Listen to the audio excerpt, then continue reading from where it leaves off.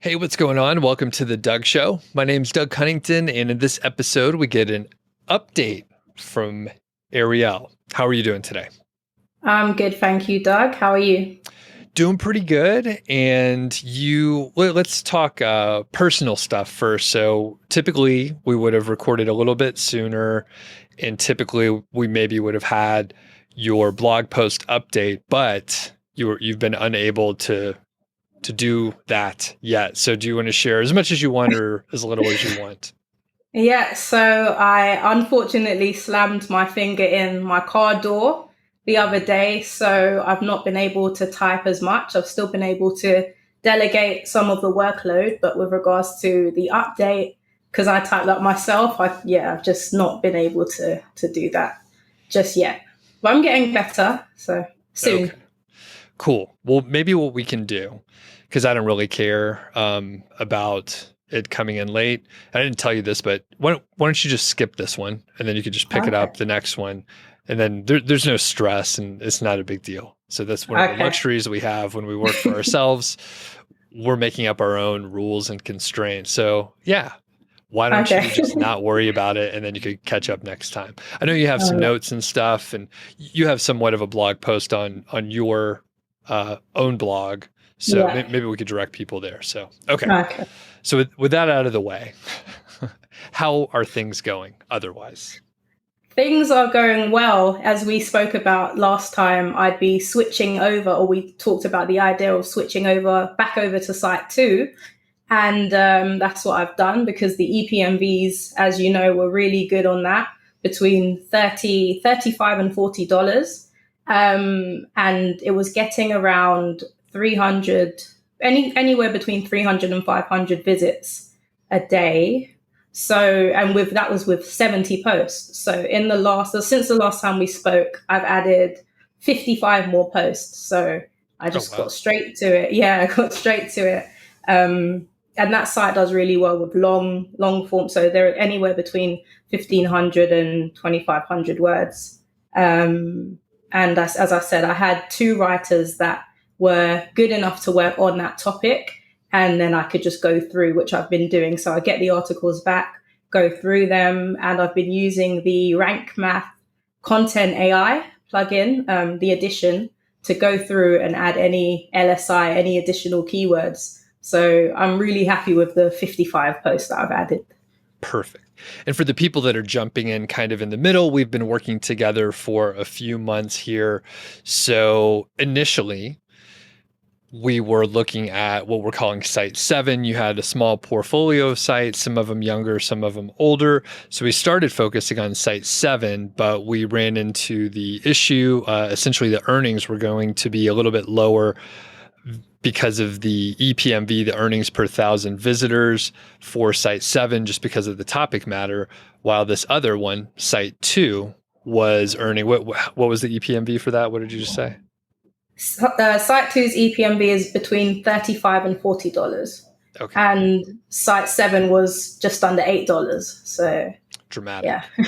Okay. Yeah. So that's a little bit of the shift, and people, of course, you can go back and listen to the earlier updates as we started down one path. We got more information from the real world, and this feedback helped us make a decision that we should pivot a little bit and not try to push a boulder uphill, but instead, let the snowball roll downhill with Site 2. So we've pivoted a little bit. And was it frustrating in any way? I said, yeah, let's do this. And then we said, maybe we're going to do something different. No, as I said, with Site 7, I'm getting confused myself. With Site 7, that was the first site that I tried that new type of keyword on, and it's growing really well. It's still growing really well. So because of that, I went back and looked at ways that I can do that same sort of method on Site 2, and of course, in future, the other sites in the portfolio. And it is something that I'll definitely do. So I've learned a lot with that site. And also, it might not just be the content or the type of content on Site 7 why it's the EPMV is limited, because last month the EPMV started going up, and that was because I changed the theme. I think I changed the theme, and I went through and I did more placeholders, so not just the AI placeholders. So I'm going to watch it and see if the EPMV, how much it's going to rise if it does. But I think I had some issues with the theme I was using. I was using Astra, but for some reason, my mobile menu wasn't working properly. So when I went to check the site and I clicked it, the menu wasn't loading. I don't know if it was an Ajax error or I don't know what it was, but I changed the theme. I tried to uninstall some plugins to see if it had any effect, but wasn't working. Changed the theme completely, and it seems to be working fine now. So hopefully that helps with how much pages the visitors visit when they're there, and maybe it will bring the EPMV up. Don't know. Okay. And before we jump into the stats and all the analytics and stuff for each of the sites, you are monetizing with Ezoic, that's correct? Yeah, Ezoic, yeah. Okay. And you're using the premium version. Can you talk just a little bit about that? Yeah, so I've got Ezoic Premium across all of the sites. So obviously, it splits across all the sites in the account. So so I'm not sure what else to to say about it, but yeah, sure. That's well. And I guess just in case people don't know, so the premium gives you access to like premium advertisers, and then typically you're going to earn more, but you do have to quote pay for the access to get to those. So just to make sure it's working out well, you are earning more than it costs to pay for such ads, right? Oh yeah, mainly because of site 2, I'm always earning more than the premium cost. So if it were just the sites if it were just all the other sites and no site 2, then I'd maybe be breaking even.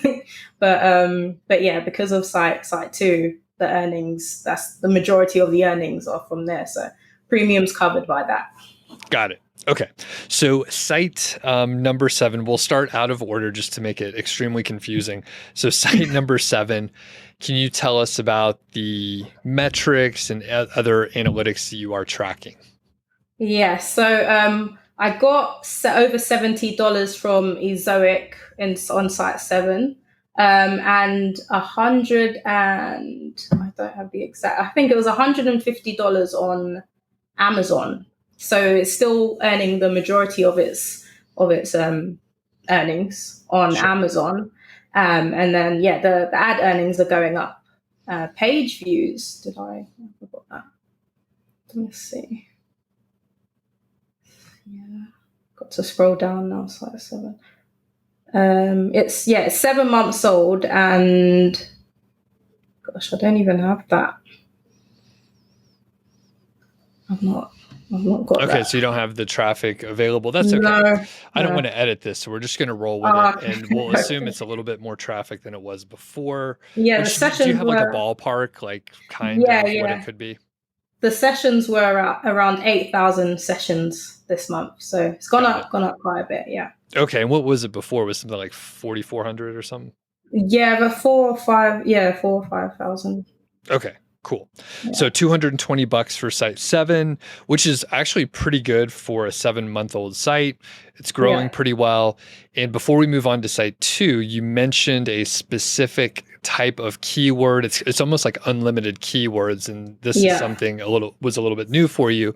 So can you maybe give us an example of some analogy that's close so people can get an idea what it might be? Maybe we could use like golf courses as an example.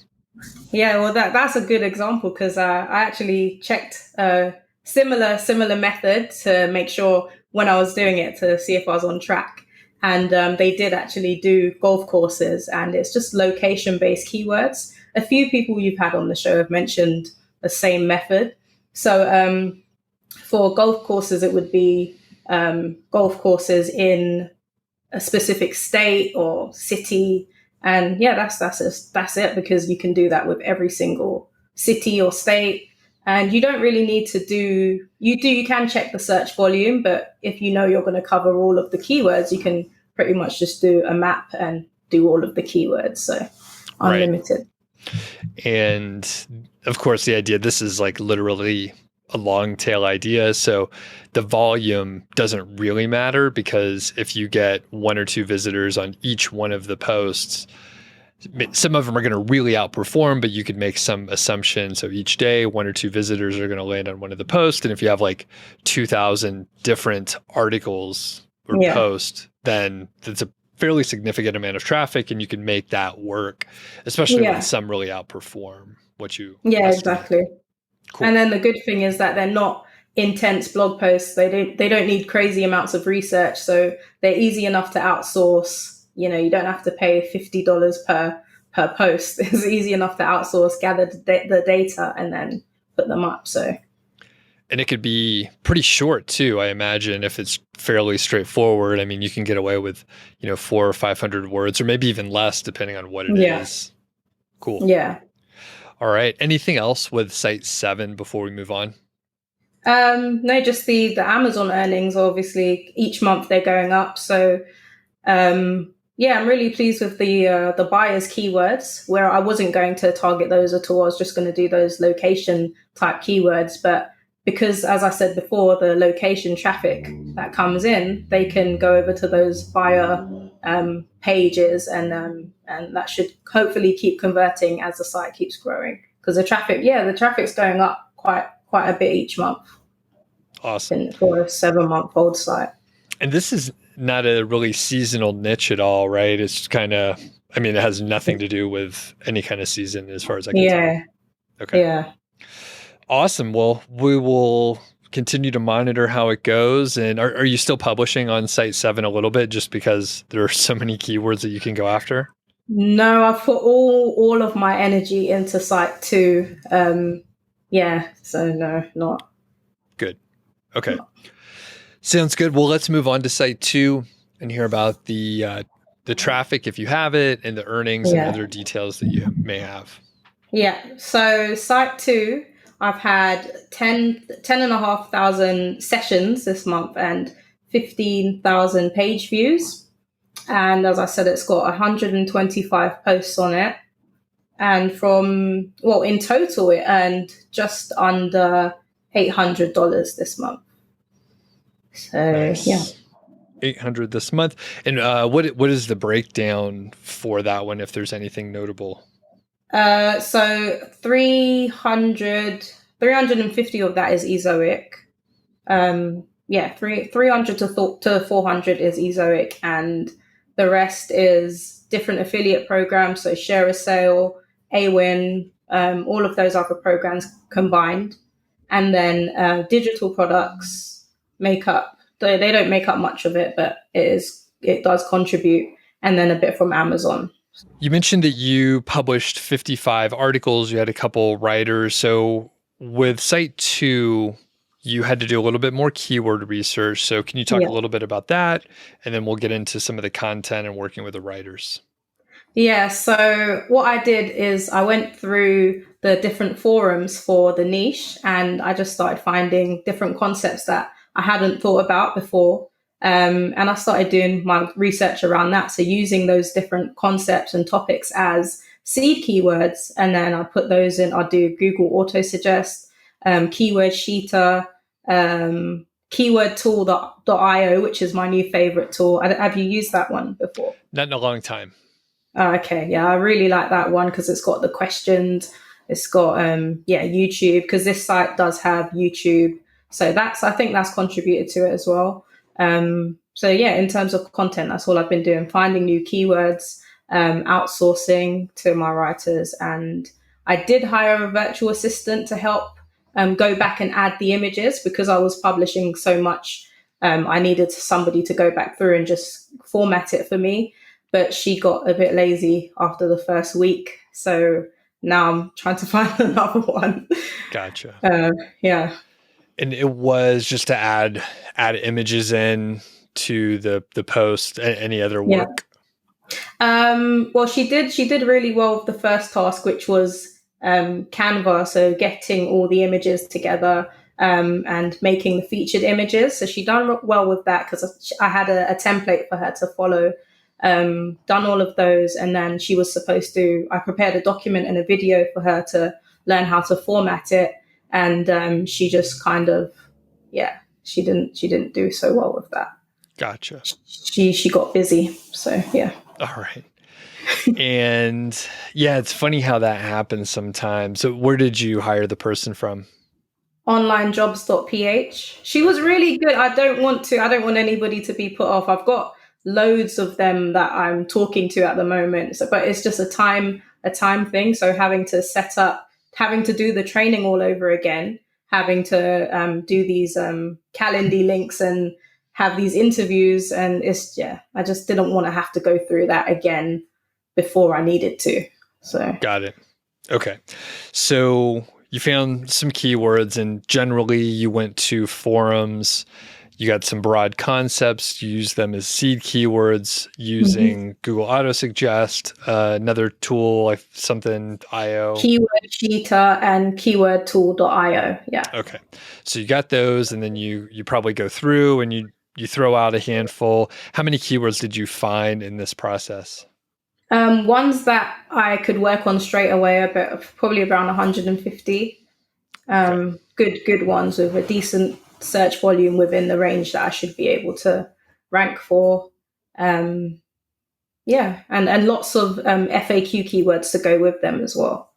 Okay, great.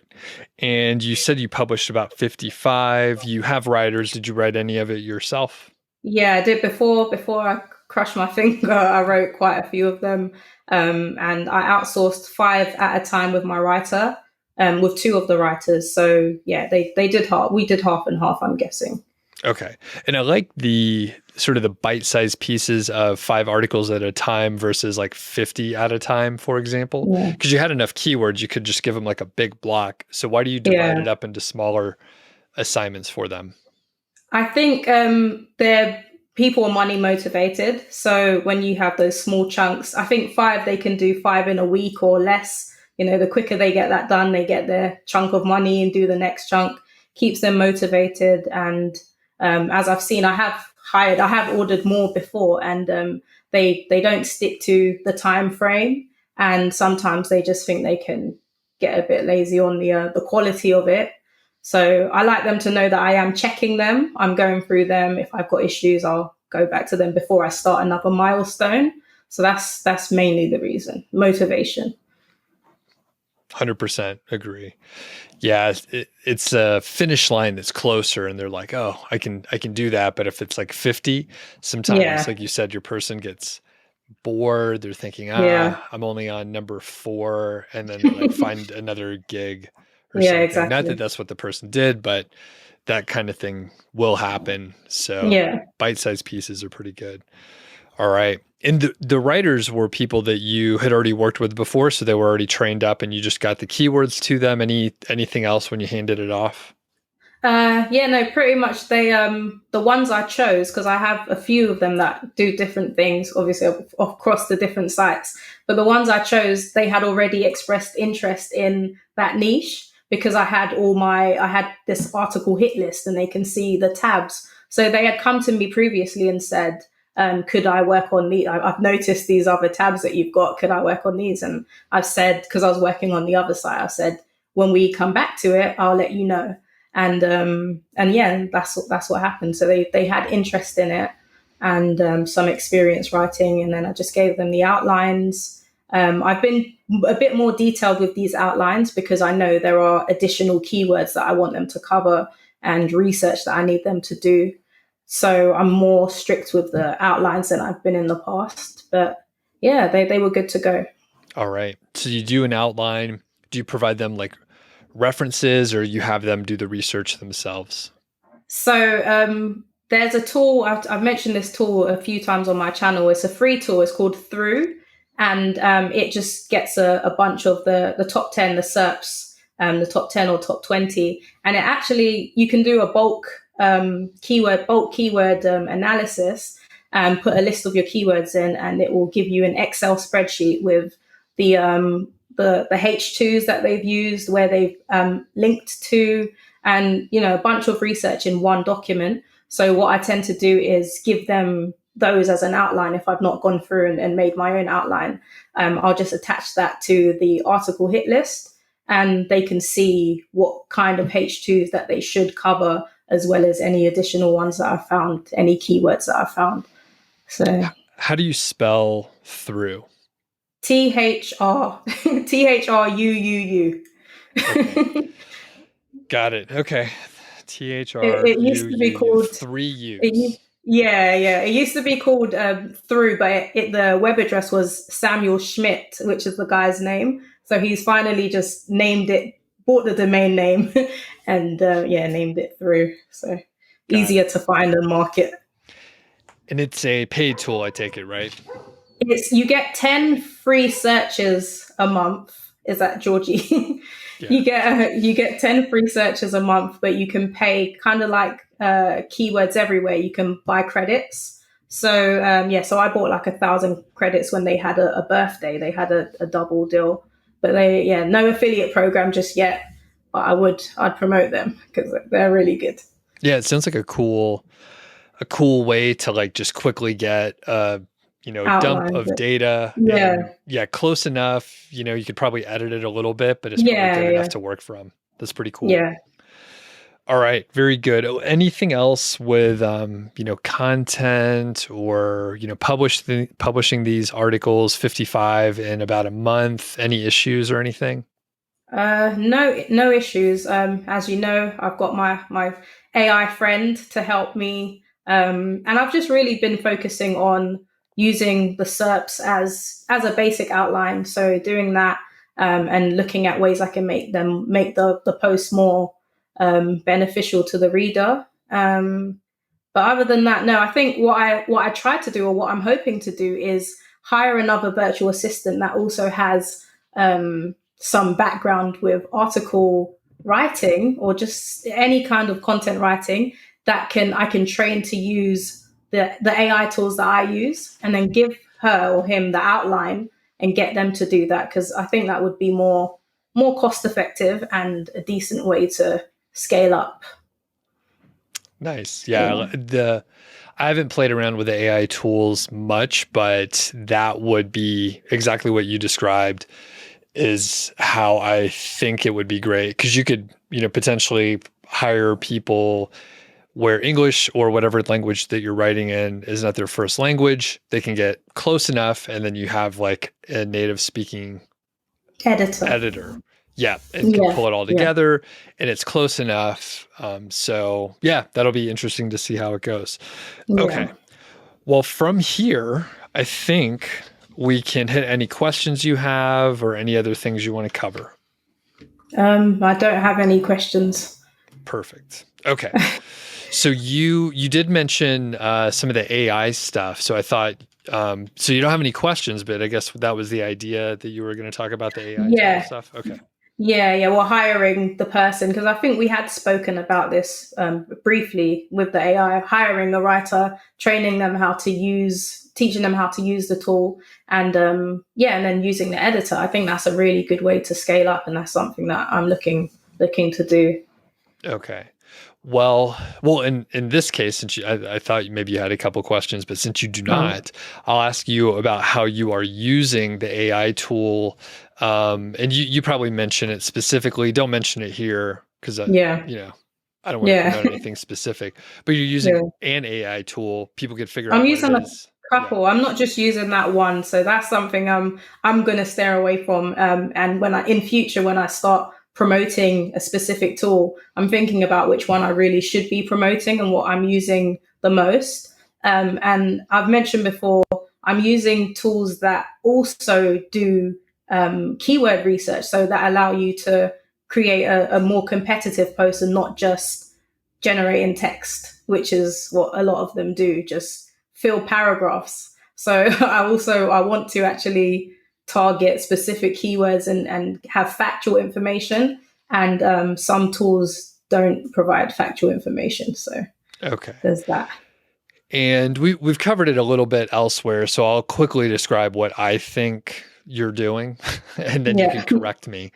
But the misconception that people have is they could just like maybe put in a title and then they'll get like an article on the other side.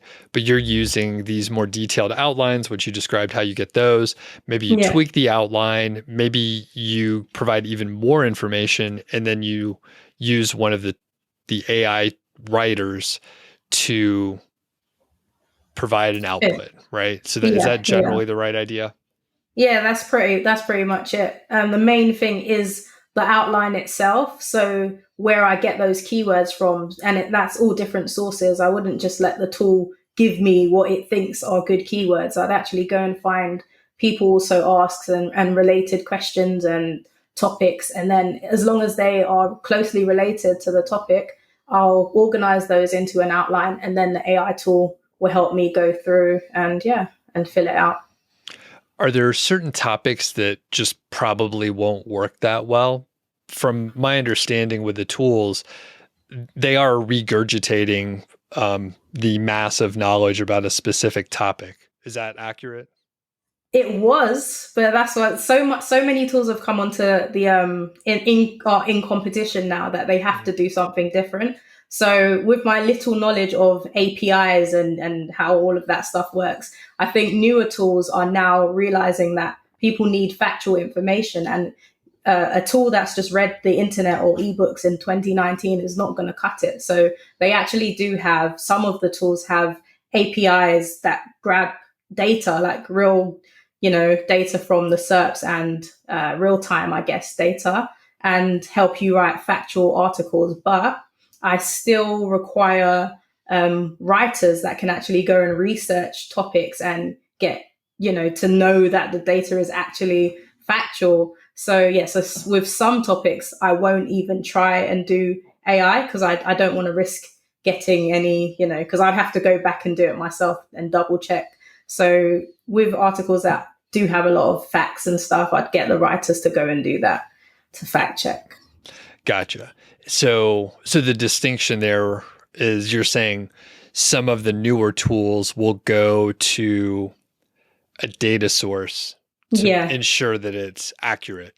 Yeah. Well, accurate in quotes, because they're grabbing it from they're double checking different sources, and if that is the common consensus, then they'll say, okay, this must be fact. Sort of like how Google would decipher. So how Google would decipher if something's factual or not, I guess. Okay. Which is up for debate. I don't really care, but yeah, it sounds like there's still some gaps. So I understand that the pulling the data from a perhaps trusted data source is better than just regurgitating the internet, but still it's pulling it from a website via an API. Well, not a specific source. It's kind of like if we were to type in a question on Google, you'd look through and you'd see, okay, they've said 50%, they've said 35 to 50%, and so on and so forth. So it does the same thing. So where it would, if it had to grab a percentage, it would do that. It would look at it and say, this site said 50, this said 45. So we're going to say between 40 and 50%. That's kind of how it works. But you really do need to try it, because it's not what you think. And I'm surprised a lot of the time. There was an idea I wanted to say to you and see what your response would be, because a lot of the time the AI knows what a human would say next, and I think that's the main thing. I think it's completely different to the old spinning tools where they didn't make sense. The AI actually says things in a way that humans would say it, and you can put in. I gave it my text, how I speak. So something from my blog post, and I got it to tell me what the tone of the writing was. And then it said that the person writing is helpful, optimistic, and all of these keywords. And then I asked it, what famous person would you associate with this particular style of writing? And then it gives you a person that it knows that is already studied. And then you can then put that in and say, write in the tone of this person. And it gives you a completely different output than any machine that you might be. It's different. It's different. Yeah. It's really good. It's really good. I should check it out. I doubt I will in the near term. I just have a low interest in it. But other people should check it out. So don't necessarily take my lead. I'm just trying to do different stuff. Yeah, no, I get it. So back to sort of the original question, is there certain types of content where you're like, it pretty much always does a pretty good job on this. Yeah. Maybe it's something where there are a lot of facts that are easily verifiable via other sources, which, as you said that, I was like, there's so much nonsense online, like to come up with a consensus for something that's controversial would be just, it's nonsense. So is there some kind of content that works really well that you don't have to worry about like steering people wrong? Yeah, no, I see. This is the thing, because it's not just grabbing from the internet; it's grabbing from ebooks, wherever it's gotten its data from. It's grabbing in encyclopedias and stuff. So I think obviously that there will be times where it churns out something, and you're like, that's not true. But you wouldn't be relying on it to do that. You just wouldn't be relying on it to give you all the facts. But I think for most topics. For most topics, it does a good job. It does a good job. I've not used it and thought this is completely off. I've got to go and rewrite this whole thing. I've just found the chunk that I needed to go and research myself, and then fixed it. Gotcha. But, yeah. Okay, cool. So one thing I'll add, our friend Alex Cooper from WP Eagle, I'm going to interview him soon about a site that he's created, I think with either all AI generated content, it's earning money.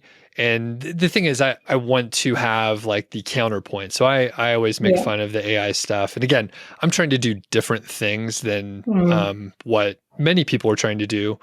I respect whatever it is other people are trying to do. I'm not judging them specifically, but I'm just like, this tool would not be super helpful for me. For what you're, yeah. And, you know, part of the reason I've said it a couple times, but maybe not in this context, but I'm generally most of the time with the stuff that I am writing, I want to have like new ideas or combine ideas from other places. And I have a feeling the AI tools are not going to be generating their own original ideas. And that's I thought that. But then if you think about when you're writing a blog post, you're covering something that's not necessarily been covered in one place. So sometimes people are searching for something and they'd have to go to 10 different sources to get that information. And what the AI tool is doing is it's not necessarily just picking, oh, this is good and that's good, and putting it in one place. But what it's doing it based on your outline and where you want the post to go. So it's completely you structuring it, and then you can add your original research in, and it will work with that just fine. So when you go and you've written a whole post, and then you've gone and you've done a specific study on something yourself, and you put that into your post, you've just got an even better post than anybody has on the topic. So I want to debate more, but I'll phrase it differently. Let's say I have a book in mind, a podcast, and maybe a blog post where I think there's a thread of an idea that links all of them together. Yeah. Will an AI tool do that? I don't know what you mean. So let's say there's a book, let's say it's The Power of Habit. And then there's a podcast that had the author of the book. Actually, let's say there's like 3 podcasts with the author of the book. He said different things in different podcasts. And then maybe, that author writes for the New York Times, I think. And there's some other reference material in New York Times, right? So I have these 3 different sources. What would an AI tool do with that? I'm like, I want to tie together these couple different ideas. And there's no other information other than those source materials. So what you would do is so you've got the quotes yourself already. It's not quotes. It's tying together an original idea. Yeah. So but you've got it in writing. You'd say, so For this example, sure. Yeah. You'd say something. You could put all those points. So you jot those points down as bullet points, and you could literally give the tool a command and say, this person said this, summarize this, or put this in a paragraph, and in a, I don't know, just and some sort of descriptive word, and it will do it. So you could say, compile this list of ideas into XYZ, and it will do it. And it'll do it in the style of a writer that you want. You could say, could you compile this in Oprah's voice, and it will do it, and it will do it really well. Gotcha. So And then, so yeah, that maybe could be a really good first draft, and then you could come back and and then edit. Yeah. edit it I yourself. tend to edit as I go because it just makes it easier. And then I'll actually go back once I put the post in. As I said, I'm using Content AI. It will go through it and it will let me know, oh, you could target this keyword, or this is a people also ask question. You should probably add this. And I'll take that keyword and I'll bring that back in into the AI tool, and I'll phrase it as a question, and it will do that as well. We'll answer. And then if I need to go and get more factual data on it, I can go and edit and put that in and just word it in my way. And like I said, then I'll have a better blog post than anything else on the topic. But I really need to send you some of the things I've been doing recently, so you can have a look through and see if you think that this is AI written or. And I'm trying like one. So the way you described it there was very good. So essentially, I would have the bullet point list of the things I want to cover. So it's not like the AI tool is finding the information Word for word, yeah. It's just filling in the other stuff, like not the actual content, but the transitions and some other things which could be edited later. Yeah, exactly. Okay. So I'm trying to think of like an application.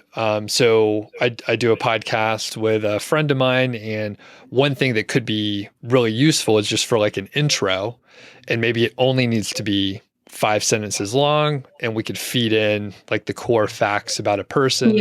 And then we would end up with, something, quick. It might not be perfect, but it should be good enough. Yeah, that it could definitely do that. You take your notes and then you tell it to put it into this. You could even say to put it in write it as an introduction, and it would do that. So there's lots of uses for it. Okay. Well, I probably still won't take a look because I just talk all the time. So it wouldn't be too hard just to make up an intro. But I think you will eventually. I think you're going to come around. I have said I can't wait until I can flip flop. And now that I have new knowledge, I'm learning all the time, right? So maybe after I talk to Alex, I'll think, hey, I really do have to check it out. But you're a writer, right? Yeah. Yeah. Isn't there something therapeutic about actually writing it yourself and not using a tool? Yes. Depends on what no. you're writing. Go ahead. Yeah, exactly. Yes and no. So I've written, so fiction is fun. So writing fiction, that's all your creative ideas. And unless you need to map something out, or if you want to just do a quick draft and you've already written something that is repetitive, or you're writing about a character and trying to build out the character, you would just do it yourself because it's fun. But if you're doing something, if you're writing nonfiction, a lot of that is repetitive. So you could use AI to go through and do all of that stuff, and then you go and put your data, your research in. It's actually really easy to write a non-fiction book using the AI tools if you've already, which you should have, done your research on the topic and you've got all your notes, and you're just trying to compile them. But yeah, so with fiction, you just write that yourself. It's all fun. But with nonfiction, if you're trying to write an ebook to give away, or then you're good with AI. So you just gave me an idea. Would it be conceivable to write, let's say, nonfiction book, maybe just like some, just trying to think of not a guide, but more like a memoir. Let's say I wanted to do a memoir over the last 5 years, and I obviously have my bullet points, my list.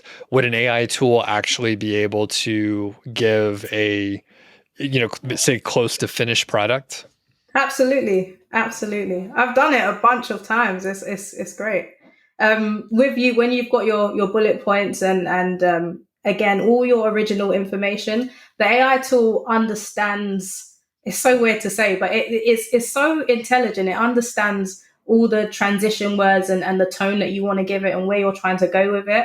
But this is why people say you have to hold its hand. It's not something you couldn't just put the bullet points there and say and just press enter. It's not going to do anything. You've got to structure it the way you want it to but it just saves a lot of time. So it's not going to do the whole thing for you. It just saves a lot of time. And often it can do things if you've got writer's block, or you don't know where to go with it, or you want it to say something but you don't know how to do it yourself. It will do it, and it will do a good job. It does a better job than a lot of writers. I have to be honest.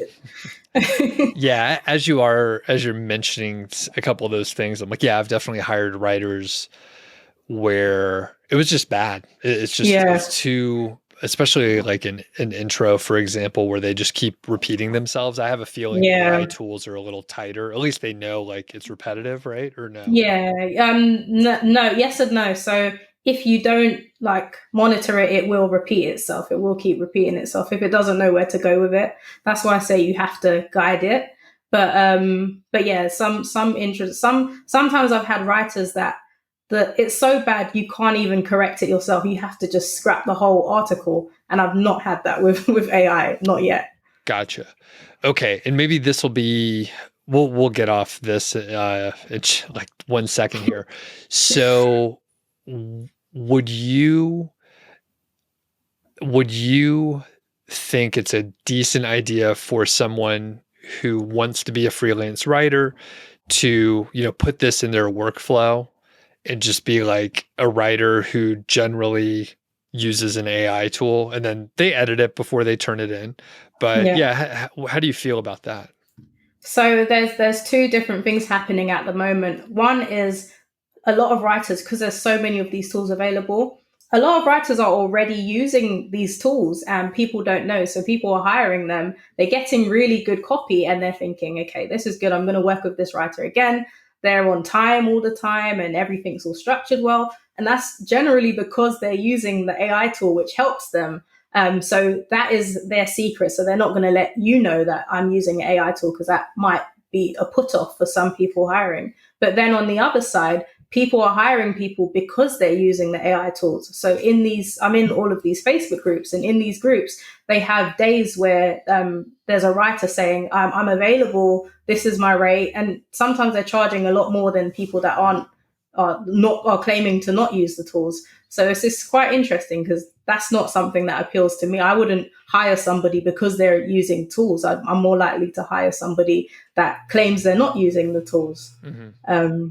But yeah, so I wouldn't say, I don't know, I wouldn't say writers should use them, because people do want writers that aren't using AI tools. But it does, for somebody that is trying to make a career and pay their bills, they're probably going to be able to do a lot more and a lot better with AI tools if they edit and, if they plagiarism check, edit, and give a good piece of content, then nobody's going to have an issue with it. Okay. All right. Any other broad thoughts on the AI tools from you? AI in general, as you can tell, I'm really enthusiastic about it, and it's a rabbit hole I'm going down. And I've seen that the same OpenAI, they also have something called DALL-E 2, which generates images. So I think AI is something we're going to have to embrace, because it's coming and it's doing so many things we don't even know just yet they're working on. So the image generation is quite a scary one. And there's also, have you heard of this? This person does not exist. Mm-hmm. Yeah, I've seen that. Yeah. So there's quite a lot out there. So I'm just trying to get ahead of the AI curve and make sure that my blogs and stuff are in line before it becomes so mainstream that everybody's using it anyway. Right. Yeah, that is smart. I'm getting older. I'm becoming an old man, so I'm like, I don't want to deal with these. I don't want to learn about other tools. Like everything's moving like just fine for me. So the interesting thing with the AI, especially when I think about some of the searches I do when I'm like trying to find, say, a recipe or something like that. And I wonder how things will continue to evolve. Like we're sort of, catering to Google in a lot of ways for different SEO pieces. But I mean, Google hasn't been around like that long. Like they could be displaced by some other search engine, or maybe Yeah. people stop using the internet in the same way, which sounds pretty crazy. But I mean, like you said, the AI tools are becoming more and more prevalent in different ways. Yeah. So we really don't know, obviously, the future or where things are Yeah. going to be heading. I So, noticed Alexa as well. Amazon had, I put a post up about this. They had like a people also ask type of thing. And I don't know if it was because I had an Alexa device, but I saw it on one of the product pages and I thought that was quite interesting. So it could be used for, it could be used by us to add to our product pages, our product posts, but also Amazon is trying to capture those questions. So I found that quite interesting because it might just be Amazon that comes and takes away all of that stuff. right. Oh yeah, I didn't even think of that. Yeah, and then the other part is there are obviously, I know there's some big sites that are using AI to publish, crazy amounts of content, and the content Yeah, is, not that good. I think there's some sort yeah, of automated publishing happening, but yeah. they're still getting a lot of traffic, and Google like doesn't do anything with No, it. because they've got high authority, so it's okay with it. Right. Yeah. And it's such a huge amount of content that even if they get, a small amount of traffic to each one of the pages, it Yeah, still adds up to a lot. So, okay. yeah. Very good. So, what's coming up for next month? So next month, I'm hoping to get to 200 posts on site two as soon as possible. We are in next month ish, so yeah, I don't know what that looks like, but hopefully by the end of January, February, March, May, by the end of May, I should have 200 posts, and that's based on the monthly visits that it's getting. If I can get it to 200 posts and it gets around 300 per visit, 350, then yeah, the site should be doing really well in terms of monthly traffic, at 70,000. Very So good. All right. Well, yeah. thanks for the update. Where can people find you? We'll put links so you don't have to spell anything out, but Okay. where are your sites and everything? So I'm at ariellephoenix.com and I'm on YouTube. Awesome. That's it.